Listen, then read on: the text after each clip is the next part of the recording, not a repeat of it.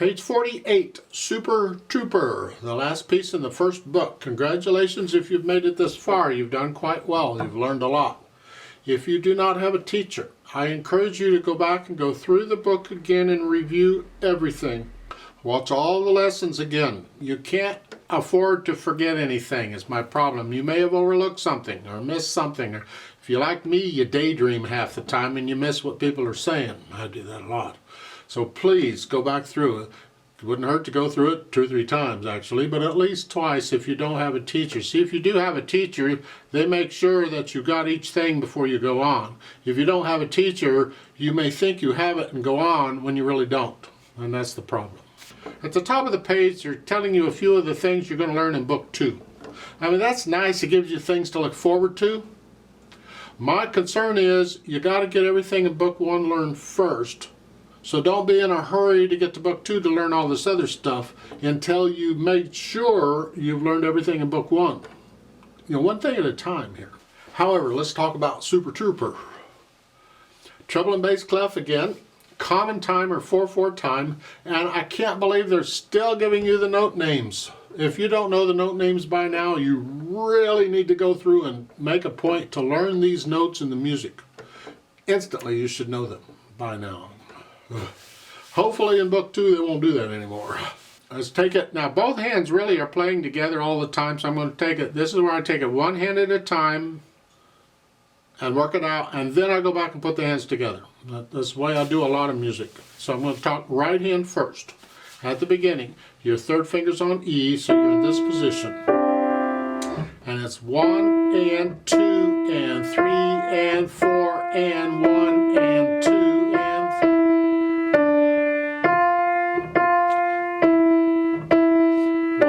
Whole note, you're going to hold it down. Yay, I don't see a lot going on there. Let's go down to the second line, last measure. Look out, because we have an 8th rest on beat 3. So it's 1 and 2 and 3 and 4. So we rest on beat 3. It's important. The left hand plays a note during that rest for you. Last line, last 2 measures, or 2 bars. It's here, 1 and 2 and 3 and then you have an E and a G together here. And I'm going to connect here to here. I'm just rotating and I've got 2 fingers down. Try and get them down at the same time. It's hard to do. I can't do that very well. I've heard professional pianists playing and they don't always get them down at the same time either. You have to listen very carefully. Left hand's half notes all over the place. Thumb on C, you're here. 1, 2, 3, 4. Isn't this just exciting? You're just going to love it. At the end of the first line, it's G. And that's the left hand. Put them together. Middle C position, of course. It's here.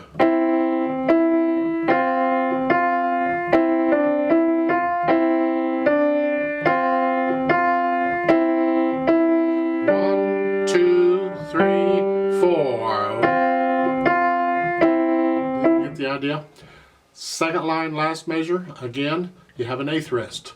1, 2, 3. So when you play that second G, the left hand or the right hand comes up. 1 and 2 and 3. At the end, the last 2 measures at the bottom. Here, 1 and 2. Now we have a problem. And it's the arrangement that's the problem. Yeah. I want to connect, in my mind the melody on that last measure is the left hand. That's the melody. That's the song. This is harmony, this is just stuck on top. Melody doesn't have to be on top, it can be anywhere. So you're just playing it with 2 hands, like so. That's what we're after. The problem is you can't connect this and this because you got to get off of this early so the other hand can play the note, same note. You got to get off of it. So you got to get, there's going to be silence between them. There's nothing I can do about it. I wished I could connect them. I can't. It's the arrangement. It's the way it is. Here. So I'm Make it as short a silence as possible. Connect them as best you can. Even so. Here. Now if you can play that C a little louder than these notes, do so because it's melody. That's what we want to hear. If not, don't worry about it. We'll work on it in book 2. You got to get to the point where you can play one hand louder than the other, is my point. And I struggled with that, and a lot of people do, because you want to do the same in both hands. You got enough to think about just trying to play the right notes at the right time. But it's really important in piano playing that we develop that. So if you'll kind of start working on it now, then it helps you, because it may take a while to get it. So even in this piece, play the right hand. It has an F for forte. Well, try playing the left hand as softly as you can. Exaggerate it. Play it really soft.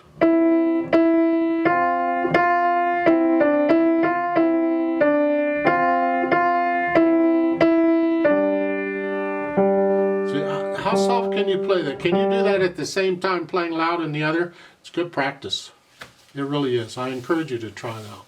Now, the phrasing wise, well, we put in they got the phrasing for you, and as you're just lifting up, that's the right hand. The left hand, you just play it as connected as you can.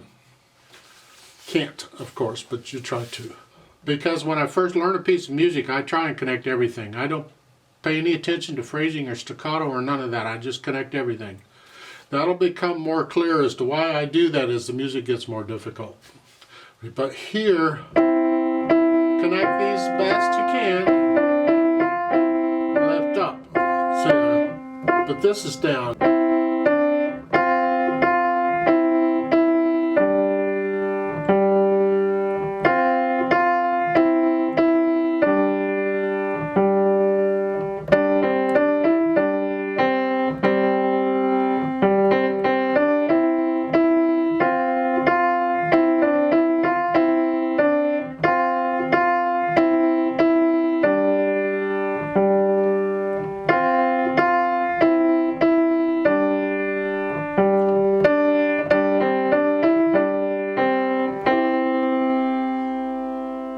Last measure, then the loud note goes to the left hand, and the right hand is soft. So really, you practice one and then the other, just for fun. I don't know. Try playing the left hand really loud and the right hand really soft.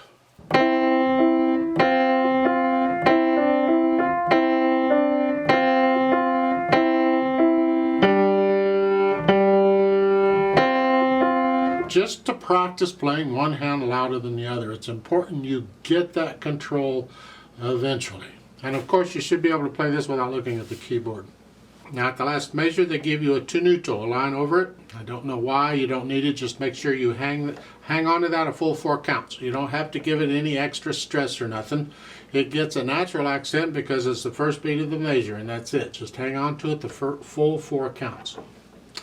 Now, the dynamic wise, it says it's loud, and that really applies to the melody. The dynamic, the rule is it applies to the melody. You're here for the melody. The melody rules. The melody is what it's all about.